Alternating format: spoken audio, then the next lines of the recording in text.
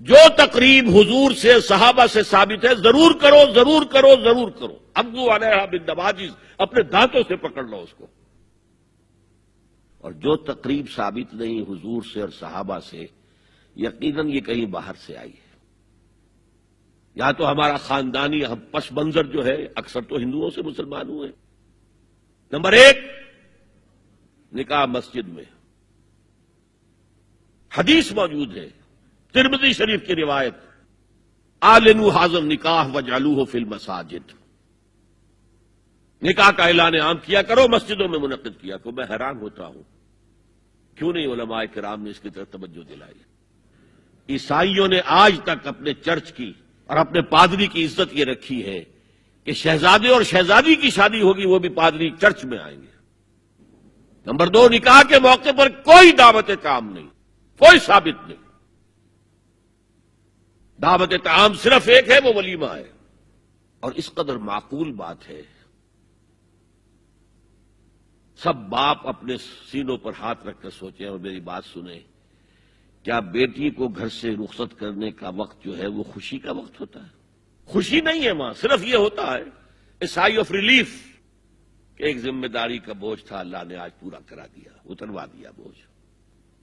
تو ان سے مرغ پلاؤ کھانا اور متنجن کھانا کوئی معقول بات نہیں ہے.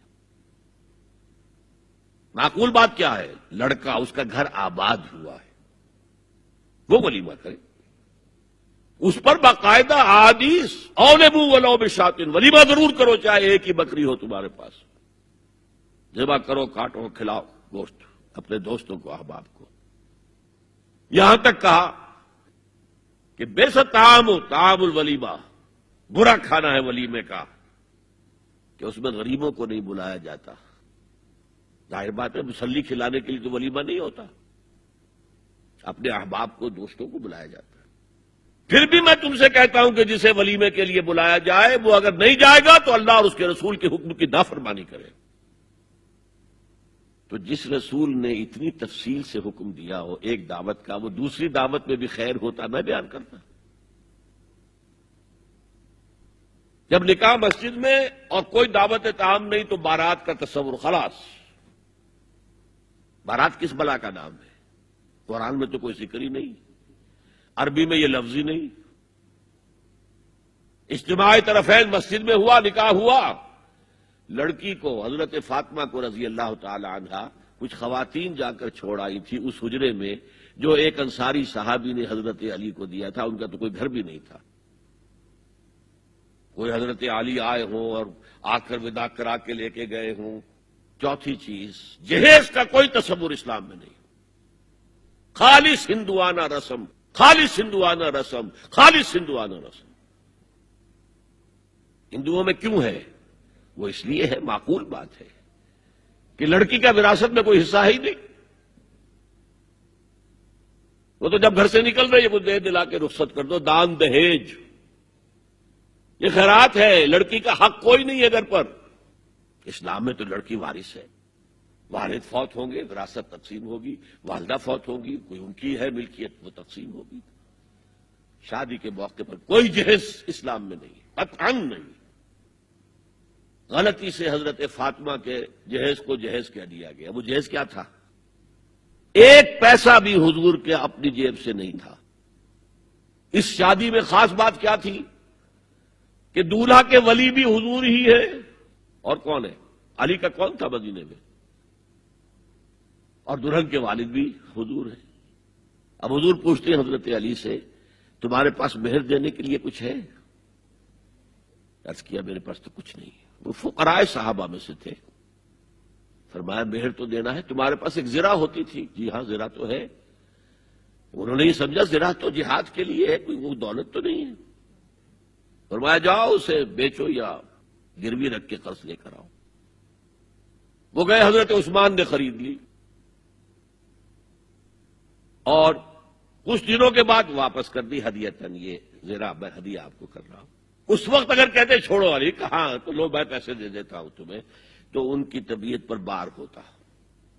اس پیسے سے حضور نے کچھ پیسے گھر بھیجے اندر، دلہن کو ذرا تیار کر دو، اور کچھ پیسوں سے وہ ایک گدا جس میں کھجور کی کھال بھری ہوئی تھی اور 2 تکیے جس میں کھجور کی کھال بھری ہوئی تھی، ایک مشکیزہ کنویں سے پانی تو لانا ہی ہے نا، ایک چکی جو ہو یا گیہوں ہو پیسنا تو ہے نا، کوئی 1-2 برتن اور اللہ اللہ خیر صلی اللہ، یہ تھا جسے جہیز کہتے ہیں، جس میں 1 پیسہ بھی حضور کا شامل نہیں ہے۔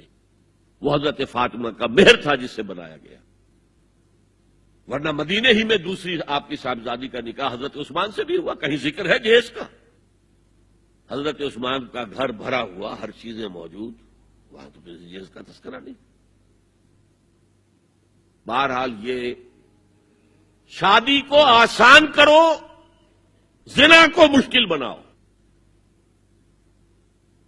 یہاں شادی کے لیے 9 من تیل ہوگا تو رادھا ناچے گی، ورنہ یہ کہ بڑی ہو رہی ہے، عمر ہو رہی ہے، سب کچھ ہو رہا ہے، لیکن کچھ تقاضے تو ہے نا، آخر کچھ تو کرنا ہوتا ہے نا، آخر کچھ نہ کچھ لوگوں کو تو کھانا کھلانا ہی ہوتا ہے نا، بارات تو آخر آئے گی ہی نا، کچھ نہ کچھ تو دینا ہی ہوگا، کچھ جوڑے کپڑے، کچھ یہ۔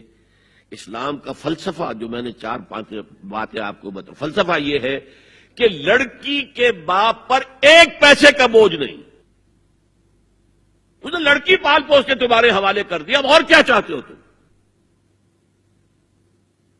سارا مرد آزماں مرد آفرین، مرد کو چیلنج دیا ہے، تم مرد ہو، مہر تم دو گے، اور سب سے بڑھ کر کیا ہو رہا ہے آج کل بھی ہوتا ہے، وہ ہمارے ایک کچھ کام ہوتے ہیں اسلامی، وہ بھی ہے، کچھ وہی ہندوانہ پس منظر۔ نکاح کی محفل میں چھوارے کون لے کے آتا ہے؟ لڑکے والے، اور پلاؤ کن سے کھاتے ہیں؟ بھائی جس کو تمہیں مرغ پلاؤ کھلا رہا ہے وہ چھوارے نہیں بانٹ سکتا تھا؟ یہ ہے اسلام اور غیر اسلام کا امتزاج۔ چھوارے لڑکے والے لے کر آئیں گے اور پھر دعوت اڑائیں گے لڑکی والوں کی طرف سے۔